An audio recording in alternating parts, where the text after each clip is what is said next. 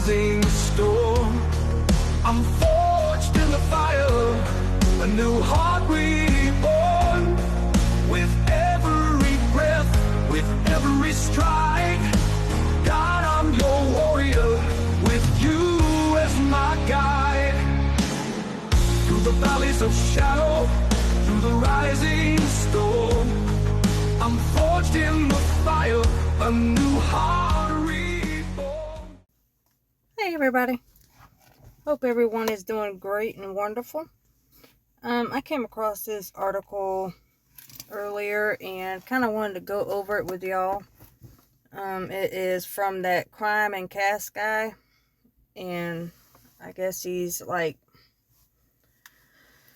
a defender of JP Diddy's, and the same guy that had interviewed Regina Ward.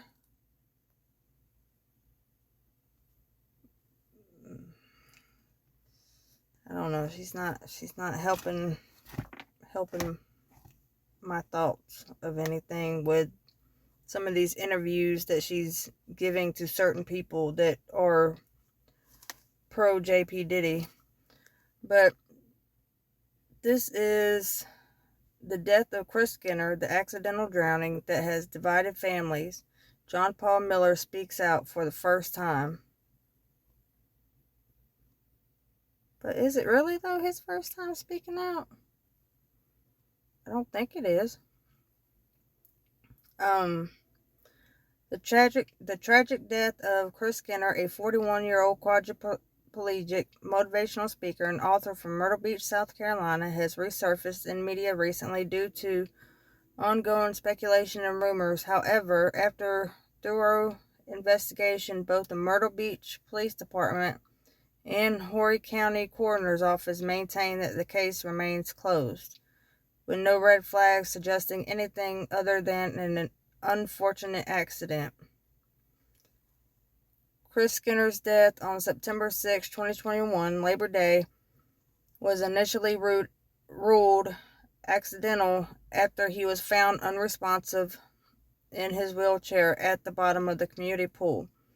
Despite initial questions raised about the circumstances surrounding the death, officials' findings have consistently supported the conclusion that this was a tragic and yet accidental incident.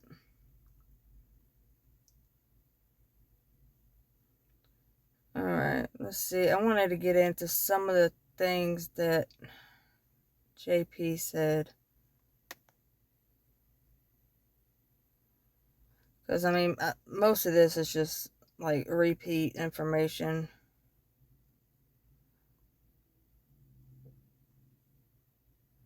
Okay, here's something. It appears that what the Myrtle Beach police are saying is that Chris may have looked caught off guard or surprised when his wheelchair started falling into the pool. Once fully in the pool, Skinner apparently lifts his head out of the water, and what may be Skinner trying to get air to breathe to stay alive. If it was intentional, you might expect some pause, possibly positioning toward a deeper section and potentially a lack of struggle. If the person had given up, if accidental, you'd expect confusion, failed attempts to stop motion, and visible struggle upon hitting the water, like attempting to breathe or lift head. Seeing that Myrtle Beach is a coastal town with a tremendous number of hotels and pools, they unfortunately see too many drownings, which makes them more experienced in viewing this type of fatality and being able to determine whether it was intentional by another or accident or unaliving. Okay. Let's see. Drowning is such a horrible way to go. I mean, that is, I don't see him wanting to take himself out that way. That is just a horrible way to go. That's a lot of suffering. He had other methods. If he wanted to do that, that would have been a lot more peaceful. He was also getting really sick, having a lot of stomach issues in the last couple of weeks or so of his life. And there have been speculations from others that he was being maybe poisoned or something. I don't have any solid proof of that, but I think Chris did say in one of his videos or some of his videos about him being sick and having stomach issues. The saddest part about it is that he passed by himself. And he had a wife that, instead of going with him to the hospital and being by his side, she didn't. And from my understanding, she told paramedics and law enforcement and everyone else that he had no other family. That it was just her. Why? Let's see. I want to get into some of what JP said.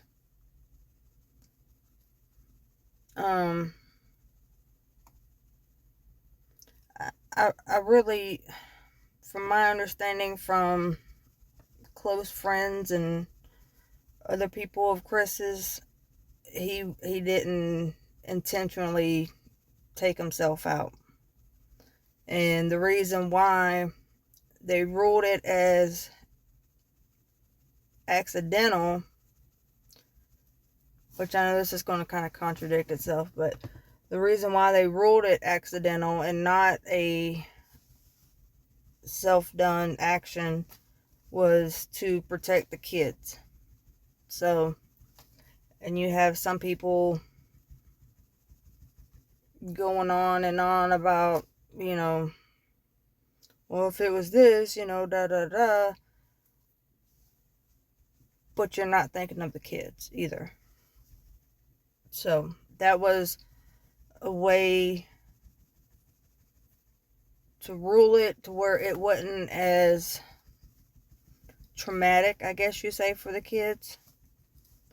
And from my understanding too, from, like I said, close friends and family and stuff, Chris wouldn't have done that. Chris wouldn't have left his babies and his family. He wouldn't go out like that.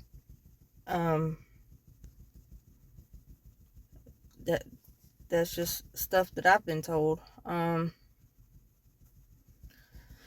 But yeah, some of the things that JP said, and the fact that someone, I don't know, just there's no way I could, y'all, just wait. Despite the clear findings, Chris Skinner's family, particularly his sister Tamara, has expressed frustration over the ongoing speculation regarding the cause of death. While it is unfortunate that Chris's name and story have been widely circulated across the internet due to the actions of others, this exposure has also led to a significant number of witnesses coming forward. Sorry if I messed up your name, is even quoted in the New York Post, Chris taking his own self, even though Chris had cut off all communications to his sister, according to J.P. Miller.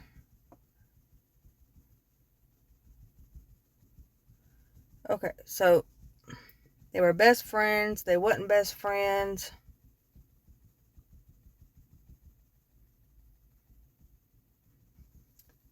However, certain individuals, including social media personalities, have continued to promote alternative theories about the death, suggesting that it may have been something more than an accident. These claims, though, remain unsupported by the evidence presented by authorities. Now, on those wheelchairs, there is a caregiver remote. Did Susie have a remote to it and hand it off to somebody else? I don't know. I do not know. But we do know that they do have remotes for those wheelchairs and their caregiver remotes.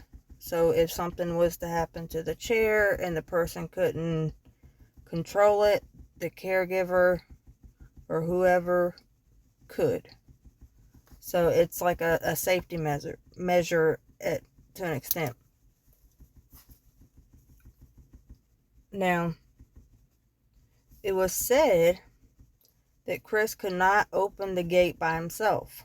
So that means someone opened the gate for him. We know that Chris was supposed to be meeting someone to play chess or learn to play chess. And we know that Chris knew that pool, he knew that area. He knew not to get too close or whatever, like he knew. Could the wheelchair malfunctioned? Yes, it could have. But I would think, my opinion, I would think that they would get that wheelchair tested. And because if it was a malfunction and other chairs were like that, that is something that needs to be recalled and fixed. Because that puts other people's lives in danger. And also, I would think there would be a big, big lawsuit from the malfunction of that wheelchair. You don't hear anything about that. You don't hear anything about recalls or whatever. And I mean, so I don't know. I mean, that's just my thoughts on that.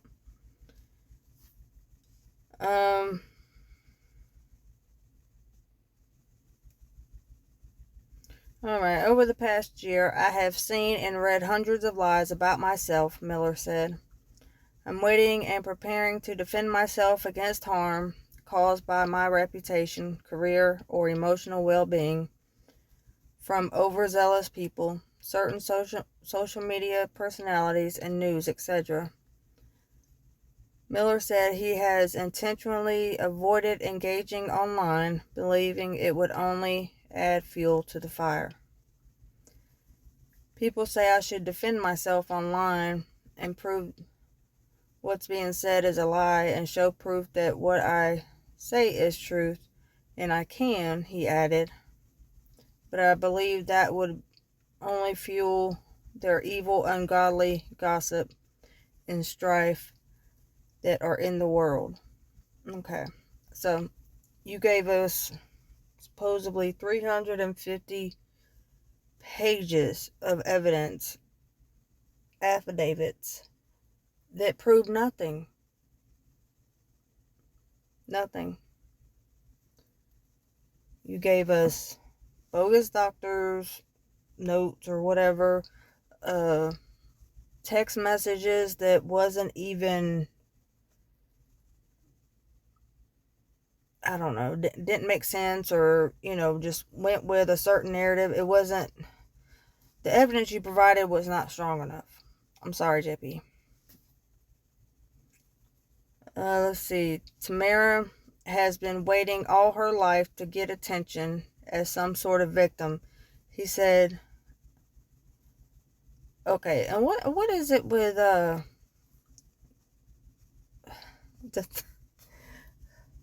audacity? He wants to talk about somebody else's different marriages and this and that and the other. Dude, you've been married how many times? One wife you got busted messing around multiple times.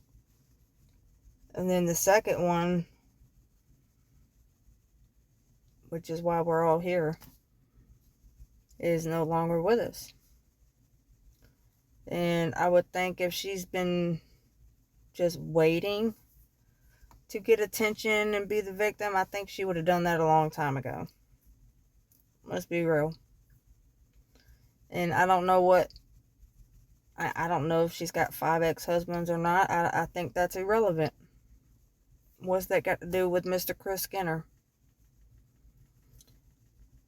And yeah, JP loves to tell how people are not stable. So unstable. So unstable. She seems pretty stable to me. He went further, suggesting that McDermott's public comments raise ethical concerns. I've seen her be nothing but positive and respectful and just keeping Chris's memory alive. That's all I've seen from her. Her statements raise several ethical concerns as a licensed professional counselor, Miller said. Such behavior by Tamara may violate the ACA Code of Ethics, which stresses maintaining professionalism and respect in all interactions. I haven't seen her be disrespectful. I'm not saying she hasn't been, but I mean I haven't seen it, and I'm part of the page that she has for Chris Skinner, and it's been nothing but ways to remember him by, positive reinforcement or, interactions, and, I mean, just kind of like a place for them to remember him, so I don't get it.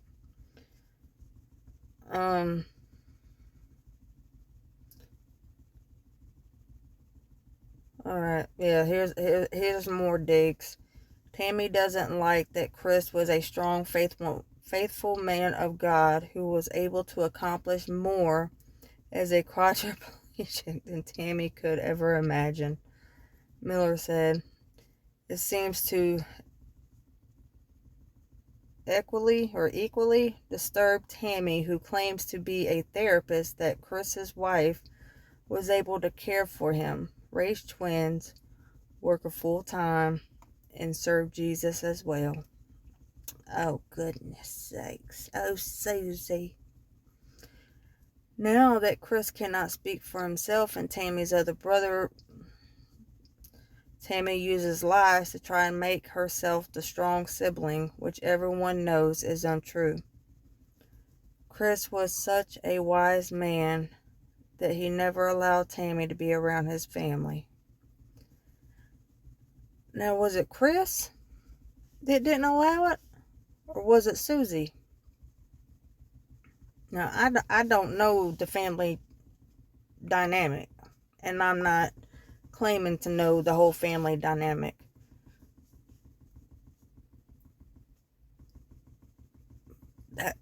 Oh man, you're supposed to be a preacher, and that's so much, ugh. Whew. That's a lot of negativity for somebody that I've seen just pretty much be positive and just trying to keep Chris's memory alive, That sounds more like a scorned man trying to defend his girlfriend. Now we can say it like it is, because they were in court and he's like, "Are you my girlfriend?" And she's like, "Yes."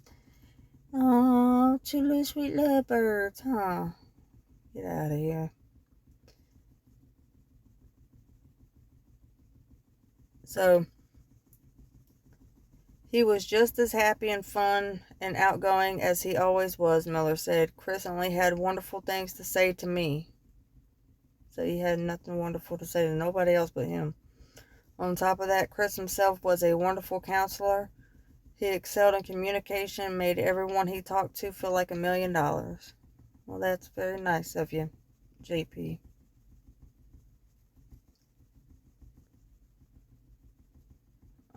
I don't get the... I mean, I think it's good that he's talking good about Chris. But have y'all noticed that, like, it's like a big difference between, like, the... Oh, yeah, here we go. Saying that God specifically tells us to take care of the widows and orphans. Yeah, JP, you taking care of that widow, ain't you? But what about her orphans? Makes me very scared for Tammy, how God will react to her attacking her brother's widow and his 2 orphans. Wait, what? Susie's not even taking care. Well, why are they orphan children? If the mom's still alive, Susie, how are they orphan children? Oh, because Susie rather be over there with JP Diddy than being with her children.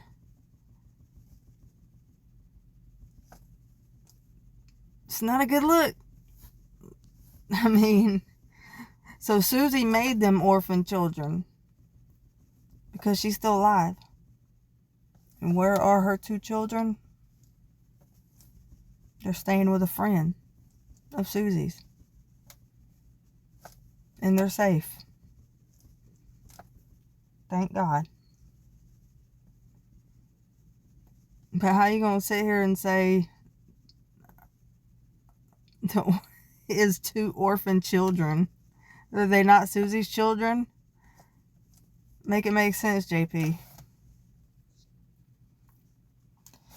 Tamara should know that Susie and I didn't start dating until January of 2025, just like she stated under oath last month. Oh, that was convenient, wasn't it? That's why it's not official until Facebook says so type thing. Oh, okay, so you said it in court. So Tamara and everybody and their mama should know that it was January 2025 because it was under oath in court, because JP don't never lie and hasn't lied and doesn't use the court to bully and harass people. Like she stated under oath last month. He said, in fact, it was Mica who asked if we should invite Susie and her twins to go on a ski vacation, and we did so in December of 2022. JP, could you provide any of those pictures of that ski trip? Susie even worked as a youth leader, working under Mica.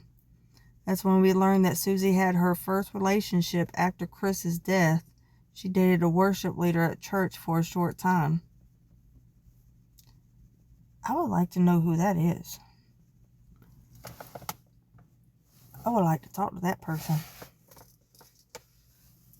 Miller criticized media outlets for reporting otherwise. In defense of Susie, Miller praised her dedication as a wife and a mother. Susie took care of her quadriplegic husband for 20 years with unwavering love and dedication, he said. She supported him in every area of life, physically, emotionally, and spiritually, while raising twins and working full-time. Is that right? He continued calling Tamara criticism of Susie deeply misguided. It's heartbreaking that someone who never once stepped up to take care of her own brother would choose now to attack the one person who kept him healthy, loved, and safe. And that's a sad reflection, not on Susie, but Tamara. You're not helping your case, JP. And as for other people that keep on continuing to interview with these type of people that allow this behavior, it's not a good look. I mean, it's not. You walking in to the courtroom with the opposite opponent, smiling and joking and laughing, is not a good look. I'll let y'all take that however you want. But I'm going to get off of here because I need to go inside. It is late for me, and thank y'all for watching. Bye.